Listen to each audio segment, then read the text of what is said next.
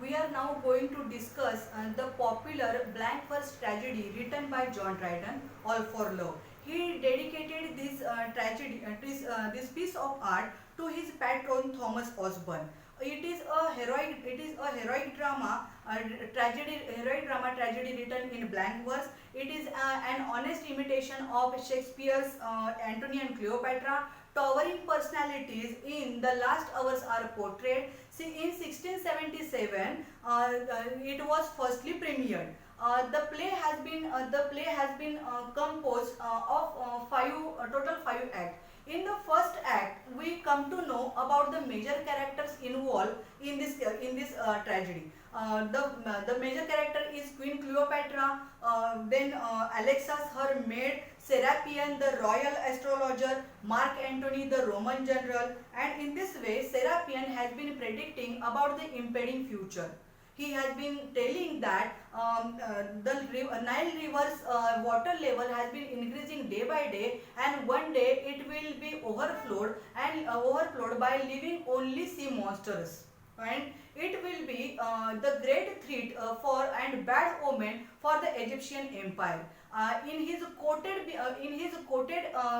thinking, he tells Cleopatra that her unison with Mark Antony will be the potential reason of destruction and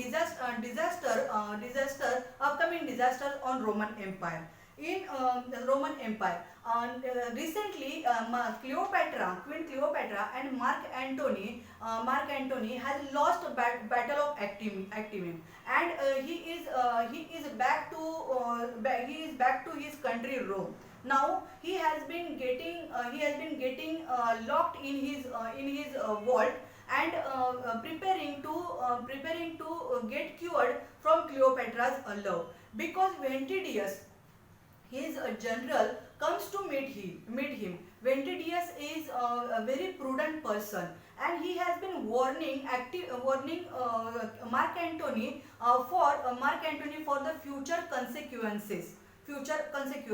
Okay, and he is telling Mark Antony that for further expedition, he has a loyal army waiting in Syria, and this loyal army will be so dedicating for Mark Antony's further expedition. So first of all, the condition is that the royal army waiting in Syria claim that and put forward the condition that they will be with Mark Antony, and for his honor they will fight the battle, any kind of battle, disastrous battle, but on one condition, that he has to leave Cleopatra. Okay, but Mark Antony has been feeling it very difficult to get cured from the unreasonable charm of Cleopatra. In the second act, Cleopatra listens all these rumors, all these discussions, and she feels very depressed. Now she is feeling so insecure that at any moment Mark Antony can leave her. Okay, and in her security, she sends a bracelet of ruby for Mark Antony as a token of her love, and the bracelet is in shape of two bleeding heart. Alexas, her maid, comes to Mark Antony, and tries her level best to convince him for Cleopatra's reason. But she tells Mark Antony that for once Cleopatra wants to meet him. Ventidius cheats Antony for this unison, and he says that it will be the alarming tone for his whole destruction.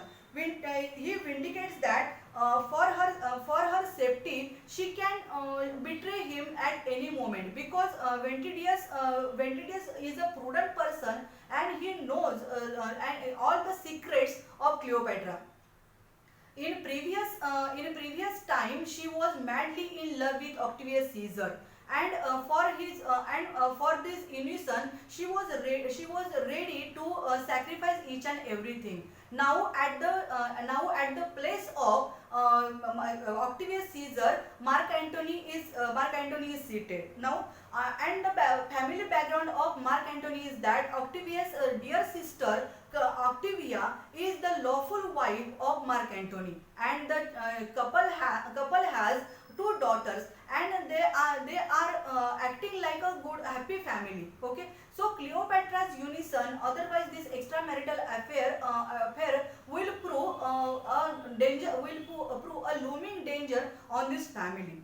Cleopatra listens that, and she shows a letter in which she sacrifices her claim on Egyptian crown, Egyptian throne, and Syria also. And finally, Mark Antony gets convinced by her loyalty.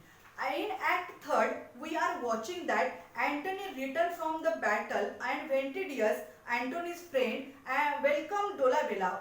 Dolabella was previously banished from the Roman Empire for being in madly love with Cleopatra. Dolabella wanted to bring peace and a bond of pure friendship between Caesar and Antony. Okay, Octavia, and who is the lawful wife of Antony, comes to royal court along with her two daughters. And when these two daughters run to their father and embrace to their father, Mark Antony feels so touched by this feel of innocence, and he prepares his mind to be with Octavia and his family, and to leave Cleopatra. Now Cleopatra is feeling so insecure because previously, if we know Cleopatra's character, she is so dominant by nature, and at any cost she wants to win. Okay. Now in this royal court, there is exchange of there is a heavy exchange, brutal exchange of verbal attacks by these two ladies. Octavia has been claiming Mark Antony because she is a lawful wife of him, and in turn, Cleopatra has been claiming Antony because she has sacrificed her throne and her reputation for the sake of Mark Antony. And in her opinion, her claim is weighing so greatly than Octavia's claim. Okay, in Act 4, Antony realizes Octavia and their daughter's importance in his life, and he is ready to leave Cleopatra. Dolabella is asked to tell Cleopatra about the final departure, to tell the news that now henceforth he will not meet to Cleopatra. Ventidius overhears this visit, and he calls Octavia to follow Dolabella in royal Egyptian court. When Alexas hears that news, she suggests her queen to appeal the dead romantic feelings of Dolabella once again. Okay, so in this way they can encash Dolabella's feelings for sustaining the relationship with Mark Antony. Okay, Dolabella comes to the royal court, and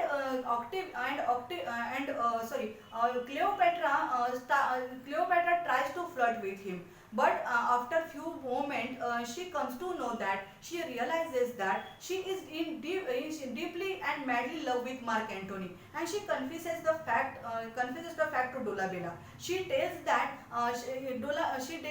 to Dolabella that Mark Antony is her final and true love. Okay, and now for at any cost she will win him. By her honesty, he feels overwhelmed, and he kisses her hand. And the scene is watched by Ventidius and Octavia, who interpreted the total scene very wrongly, and they feels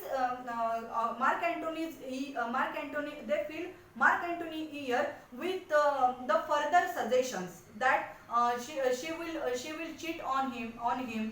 She will betray Mark Antony for her safety. Okay, Mark Antony defeats all these rumors and wants to listen the version of Cleopatra's story, but Ventidius declines this possibility. In the final fifth act, when Antony comes to royal court, Alexas inform him that Cleopatra is dead now. and because it was a trick played by Cleopatra and her maid Alexis, because they wanted to give guilt of the charges leveled by Mark Antony upon Cleopatra. Okay, when he listens the news of Cleopatra's death, he becomes out of his temper, out of his mind, and all he wants to die. And he tells Ventidius to stab him, but Ventidius is so loyal to his master, and in turn he stabs himself. And Mark Antony throws himself on his own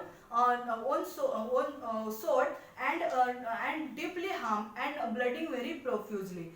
This news reaches to Cleopatra, and she comes out of her secret vault, and she is watching Mark Antony's injuries. He is bleeding so profusely, and in their final glance, it is convinced that Mark Antony and Cleopatra are rearing the same passion for each other. Now Cleopatra sets all scores imposed by destiny. Destiny has imposed a huge penalty on Cleopatra and Mark Antony. Now she robes like a royal bride, and she sits decently on the royal throne beside Antony as his lawful wife. And she challenges Octavius, if he has courage. Now in this final hour, he can impart their unison. She orders her maid to for some venomous asp, and she lets that venomous asp to sting her with full venom. And in this way, she prepares her last moment much unbearable. Now, in the final breath, she has been challenging Octavius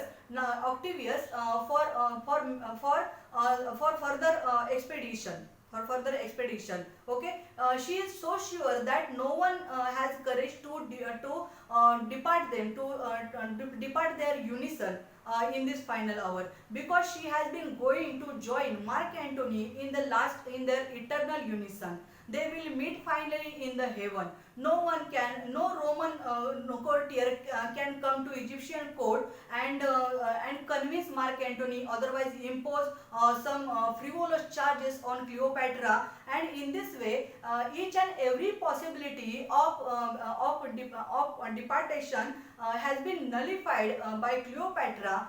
She planned a very brutal end for herself also, and finally they both breathe their last. Serapion comes in the royal court, and announcing that the victorious king Octavius will now rule this throne, and Alexis is chained now. So Serapion has been imposing greatest betrayal upon his own kingdom, because because now he is the party of Octavius Caesar. So Queen Cleopatra plan a very miserable end, a very harmful and brutal end for themselves. In this way, these towering personalities are so determined. They don't want to surrender in front of destiny. They don't want to beg in front of destiny. They are portraying their own character with all potential. They are equally fighting in the battlefields of life also. They are defeating destiny, and they are putting forward challenges for the destiny also. So in this way, Cleopatra and Mark Antony are now getting together in eternity. They will meet in afterlife, and this is the tragic end portrayed by John Dryden with full efficiency. We are feeling so moved and touched by this tragic end.